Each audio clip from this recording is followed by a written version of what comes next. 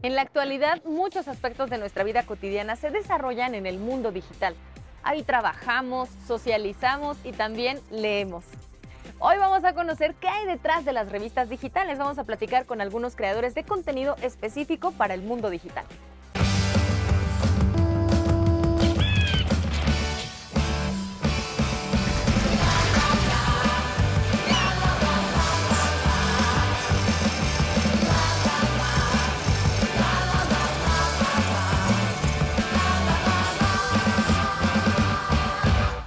Edgar nos va a platicar acerca de este proyecto que nos permite echarnos un clavado en distintos temas a través de las letras. ¿Pero de qué manera? De una manera digital.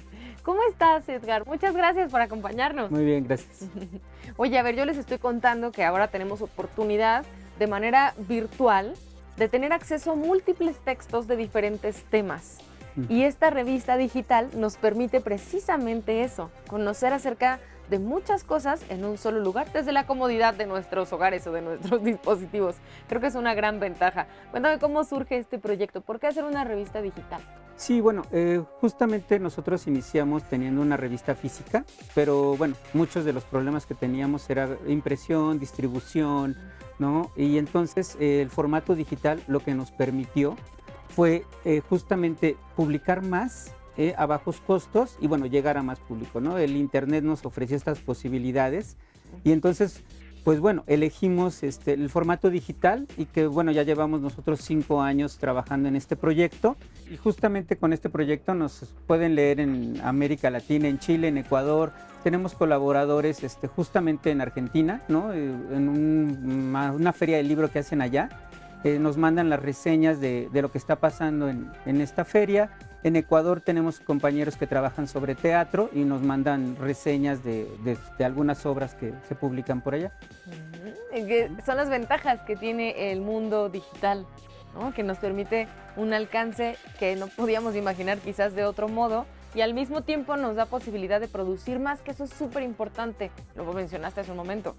La limitación del papel lo que nos lleva es pues bueno, a imprimir menos y el costo es se eleva mucho, ¿no? Con internet rompemos esa barrera del costo y podemos llegar a más gente y publicar a más autores, ¿no? Nosotros nos especializamos en literatura, también es uno de nuestros rubros, y tratamos de publicar a poetas jóvenes, ¿no? Poetas que están a punto de publicar o que no han publicado y que están pues explorando este mundo de la literatura, ¿no? También publicar en un libro físico es muy complejo y muy tardado y nosotros lo que hacemos es generar este vínculo o esta primera paso para que la gente conozca obras de pues, autores jóvenes, ¿no? En cuanto a cuento, poesía y ensayo. A ver, ahora entonces cuéntanos qué temas involucra la revista digital. Bueno, en nuestra revista digital tenemos 3 temas en específico, ¿no? Que es literatura y que, bueno, abarcamos justo como te decía, ¿no? Poesía, teatro, narrativa. Tenemos una sección de artes visuales en donde nos enfocamos en publicar proyectos visuales o audiovisuales y justo exposiciones, ¿no? De museos, de galerías, por ejemplo. Y la otra vertiente es una parte más filosófica o más de ensayo, en donde nos dedicamos a análisis de la cultura. Un poco, por ejemplo, tenemos una colaboradora que escribe sobre el problema que existe de las mujeres en Irán, ¿no? Y bueno, tratamos justamente de panear o de dar espacios a especialistas de temas muy, bueno, que casi no se tocan en la cultura, ¿no? Yo me encargo de la coordinación de los materiales y bueno, justamente pues bueno, tenemos amigos o colaboradores en diferentes universidades o en diferentes centros de estudio. Si existe un tema que nos interesa, vamos con ellos y les pedimos algún texto. Yo siempre estoy buscando diferentes pues en redes sociales, ¿no? Publicaciones que nos puedan generar interés y que nos haga que nosotros podamos llevar esto a otros públicos, ¿no? ¿Y qué tipo de públicos tiene esta revista? Porque aunque la distribución puede ser masiva a través de internet, a veces también es complicado llegar a quien realmente se interesa en estos temas. ¿Cómo es su estrategia? ¿Qué es lo que ustedes hacen precisamente para que alguien lea todo esto? Sí, bueno, nuestra estrategia justamente radica en, bueno, redes sociales y por lo regular nuestro público es, bueno, gente universitaria, jóvenes universitarios, o justamente, digamos, no es un público en general, aunque nuestro lenguaje es totalmente general, pero sí, digamos, es gente que tiene ciertos estudios y que le interesan temas relacionados a la cultura, ¿no? Justamente en esta gama de posibilidades que te ofrece Internet, nosotros nos especializamos un poco en esta parte que ha sido olvidada o relegada, ¿no?, por los medios de comunicación en general, y nos enfocamos justamente en la difusión de cultura y de conocimiento. Mira, tratamos de tocar temas, bueno, por ejemplo, ¿no?, el tema del reggaetón, ¿no? O sea, buscamos especialistas para que hablen del reggaetón, ¿no? Y un poco desmitificar o quitarle este lado burdo, vulgar, ¿no? Y más bien como una apropiación del cuerpo. Justamente son temas generales, pero abordados desde una cultura un poco más amplia, una cultura, digamos, libresca en cierto sentido, ¿no? Un poco con fundamentos teóricos para entender mejor una problemática social. Este proyecto lleva 5 años. Anteriormente, bueno, yo hacía otra revista que duró 10 años, justamente a partir de la universidad. Y bueno, la verdad es que no hemos podido dejar, ¿no?, el ámbito editorial, ¿no?, porque justamente vemos una necesidad, ¿no? Si bien es cierto que existen revistas impresas o suplementos culturales, creo que no abarcan toda la totalidad que se podría hacer desde una revista digital, ¿no? Oye, y pensando en que tú te encargas de rastrear textos, autores, autoras, ¿dónde comienza esta búsqueda? Es, digamos, tú te inspiras y te interesa un tema a ti de manera personal y empiezas a buscar quién puede hablar de eso, quién puede escribir acerca de eso, o en internet ves cosas y las tomas. ¿Cómo funciona? Sí, bueno, mi labor como editor radica en estar en, bueno, siempre viendo periódicos, viendo otras publicaciones y, no sé, un poco testeando, ¿no?, los temas generales o que se están abordando. Y justamente, ¿no?, a partir de, por ejemplo, se está hablando de fútbol, ¿no?, ahora con el Mundial, ¿no? Bueno, y bueno, tratar de ver toda la cultura alrededor del fútbol, no el fútbol como tal, sino justamente qué implica, no sé, el fútbol y la masculinidad, ¿no?, por ejemplo, ¿no? Entonces sí, un poco son mis obsesiones o mis ganas de ver temas y de buscarles el otro lado, ¿no? O sea, justamente siempre estamos informándonos, ¿no? Seguimos a muchas redes sociales, ¿no?, de varias personas, y a través de ello pues vamos generando contenido, y yo justamente tengo una amplia gama de colaboradores en donde yo puedo ir pidiéndole a diferentes personas que escriban sobre el tema, ¿no?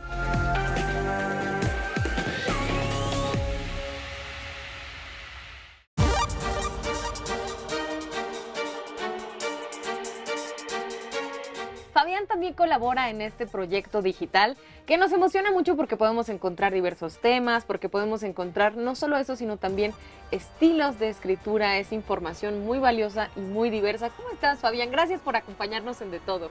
Hola, hola, muy bien, gracias por la invitación. Oye, primero cuéntanos un poco a qué te dedicas tú, cuál es tu relación con las letras. Yo estudié literatura en la UNAM y desde hace casi 20 años me he dedicado al libro, al mundo editorial, a la corrección, a la edición, y de ahí he desarrollado también proyectos personales, que es la revista de danza, por ejemplo. Sí, como esta revista de danza que se encuentra ahora inmersa en este universo digital, que finalmente creo que son de las generaciones actuales y futuras van a consultar la información. Entonces, qué valioso que exista material acerca de la danza. Platícanos un poco entonces de tu participación en este proyecto.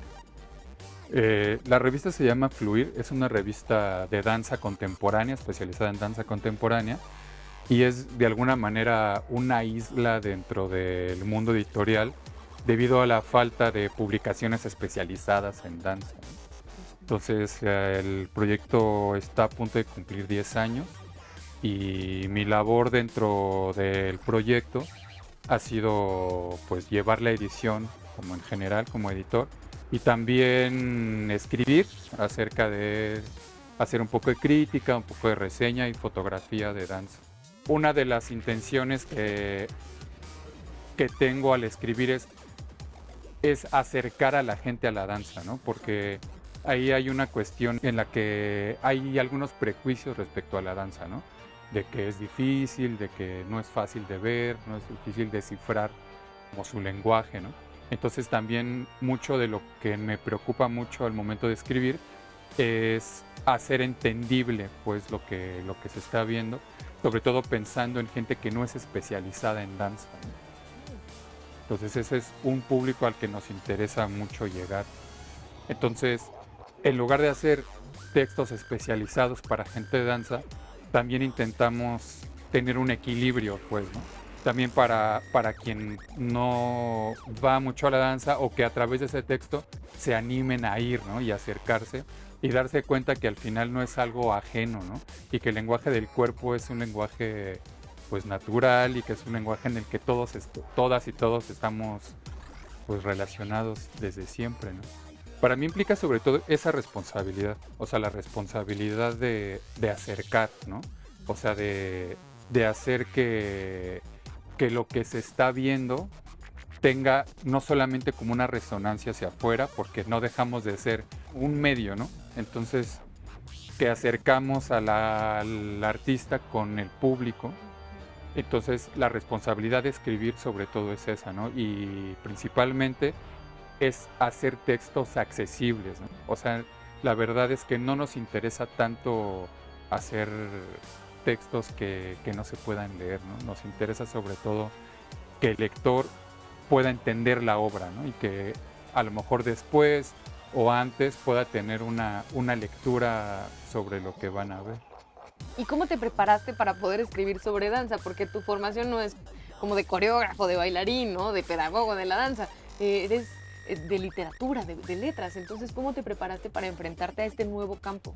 Lo principal es ir, ¿no? Y ver danza, ver mucha danza, ¿no? Después, pues ya empecé a leer textos teóricos, ¿no? Respecto a la coreografía, a la danza, al cuerpo sobre todo, ¿no? A la danza se accede no solamente desde el intelecto, pues eso es lo maravilloso de la danza, pues, ¿no? O sea, que no solamente es lo que entiendes, ¿no? Sino lo que sientes, ¿no? Y entonces, cuando vas a ver danza, hay que poner tu cuerpo. Entonces, principalmente hay que leer la danza desde tu propio cuerpo. Entonces, tú le das tu cuerpo al bailarín para que él, desde su cuerpo, comunique al tuyo, ¿no? Entonces, por ejemplo, llegar como a eso implica, pues, ver danza, ¿no? Y después ya ir a los textos teóricos, que hay también, pues, bibliografía al respecto, ¿no? De cómo hacer una coreografía, ¿no? Incluso de cómo acercarse a la danza. Hay un texto que habla sobre eso, ¿no? Y el uso del espacio, cómo influye la iluminación, la escenografía, todo lo que viste en la danza. Y también el diálogo con los hacedores de danza, sobre todo, ¿no? O sea, creo que eso también es una parte muy importante, ¿no? O sea, lo que los mismos hacedores miran, ¿no? Los mismos hacedores piensan de lo que están viendo, ¿no? Y entonces eso es algo muy importante para poder después traducir todo eso en un lenguaje como un poco más accesible, ¿no? Para quien lee la revista.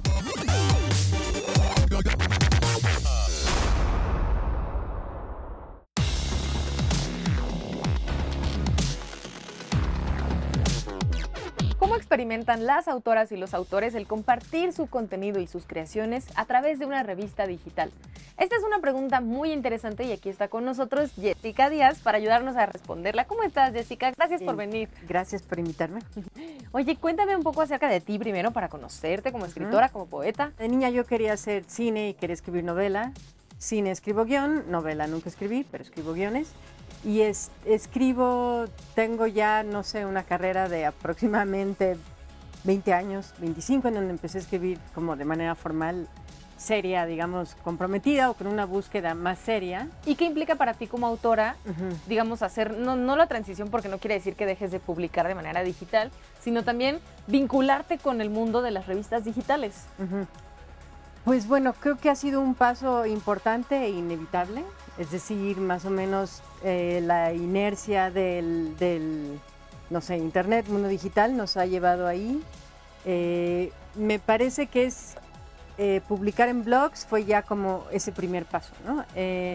Me parece importante también, sobre todo porque puedes el trámite es menos largo, es menos costoso, me imagino, como si estás editando en físico, digamos. Creo que ahí la gente tiene más acceso a eso, es más inmediato, ¿no? Compartes el vínculo y pueden leerte, ¿no? Tiene otras posibilidades, la página digital, digamos, tiene otras posibilidades. ¿Qué perspectiva tienes respecto a darle continuidad a tu trabajo como autora dentro del universo digital? Bueno, por ejemplo, de entrada desde hace tiempo yo pasé de escribir en una libreta, es decir, tengo libretas muchísimas y hojas en donde escribo, ¿no? Pero desde hace muchos años pasé a escribir directo en la computadora, que para mí es como la primera entrada a lo digital, ¿no? A cómo me relaciono yo con la escritura y la disposición de un poema ya es a partir de mi computadora, no tanto del papel. Aunque casi siempre hago una cosa como analógica, es decir, voy trabajando con digital como con papel, ¿no? Por ejemplo, al menos en mi trabajo no lo pienso como generar contenidos digitales, es decir, como hay todo un grupo de poetas que hacen cosas muy interesantes, ¿no? Como poemas meme, en donde sí toda la apuesta es digital, ¿no? Quizá retomando las vanguardias que de algún modo, por ejemplo, pienso en los hermanos de Campos que empezaron a hacer todos estos artefactos, bueno, esos son de Parra, pero los cosas que hacían los concretos, que eran poemas bomba, y todo lo hacían a partir de programación, computadoras y demás, con las herramientas que tenían en ese tiempo, ¿no? Me parece que al menos no lo uso como herramienta creativa, solo como plataforma de publicación y alcance, ¿no? ¿Y cómo has colaborado con Jerónimo, con esta revista? ¿Qué has escrito ahí? Con Jerónimo, por un lado, han publicado poemas míos, lo cual me encanta, y por otro lado, también desde hace tiempo hago algo de periodismo cultural, no como una profesión, sino como una de las variantes de las cosas que hago. Entrevisto gente, artistas, sobre todo como músicos, escritores, músicos sonoros. Entonces he entrevistado a algunos artistas para Jerónimo. Por suerte, cuando propuse una colaboración a los editores, que los conocía por otras razones, fue una entrevista. Me parece que lo primero que hice fue a Simon Ghosh, que es un artista sudafricano, que venía a México y presentaba en el Exteresa, entonces coincidimos, es decir, teníamos como ideas afines, y esa fue me parece que mi primera intervención en Jerónimo como eso. También, sobre todo, entrevistando gente, músicos, cineastas, curadores, etc.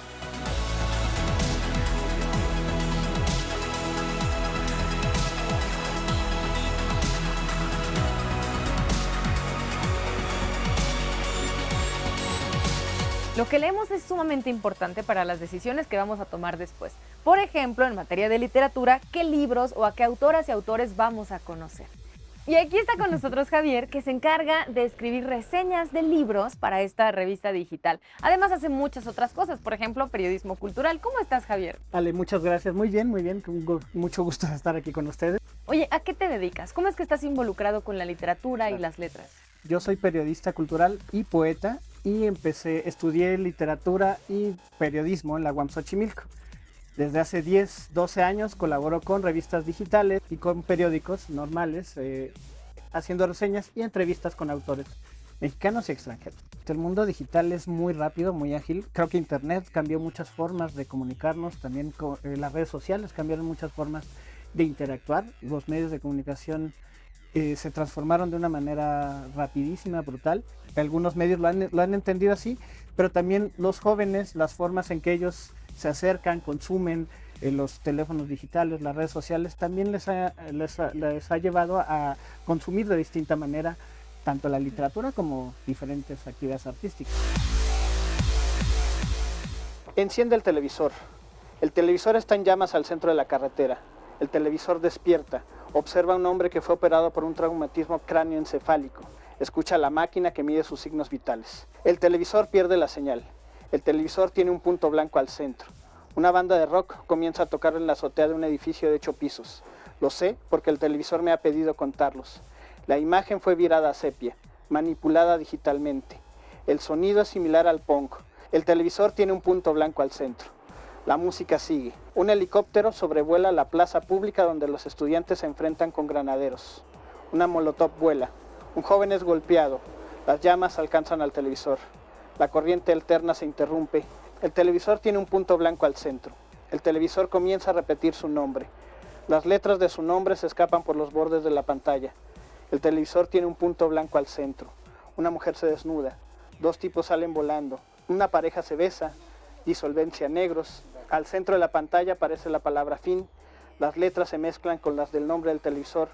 El televisor me ha pedido apagarlo. La música comienza su momento cumbre. Junto a la banda de rock baila un mimo. El mimo rompe un vidrio invisible, toma un extinguidor invisible e intenta apagar el fuego que consume al televisor. El televisor me ruega que lo apague. Me muestra el seno derecho de una mujer.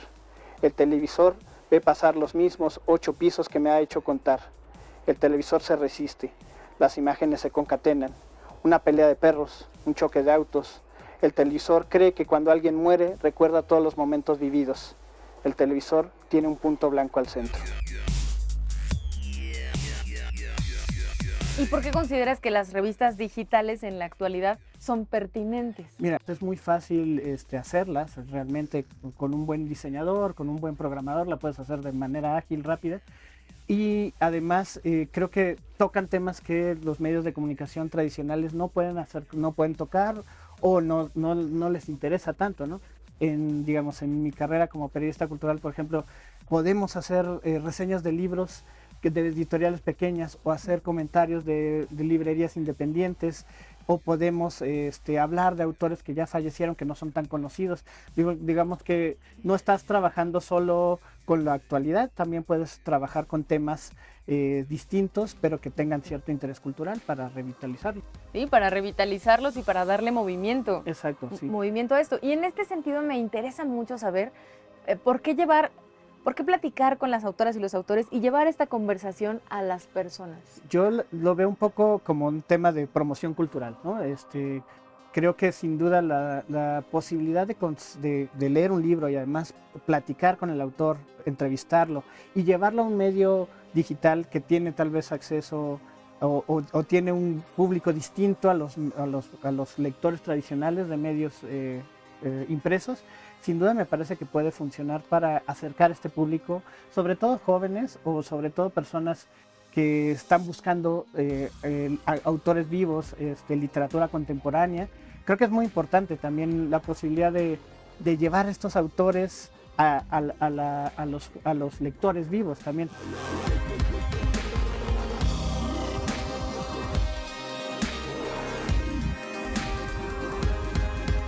Gracias a las revistas digitales podemos tener acceso a diversos contenidos de manera inmediata y en el lugar donde nos encontremos. Sin duda alguna esto es completamente trascendente para la educación y el entretenimiento. Recuerda que ya puedes escuchar de todo a través de Radio IPN en el 95.7 de FM.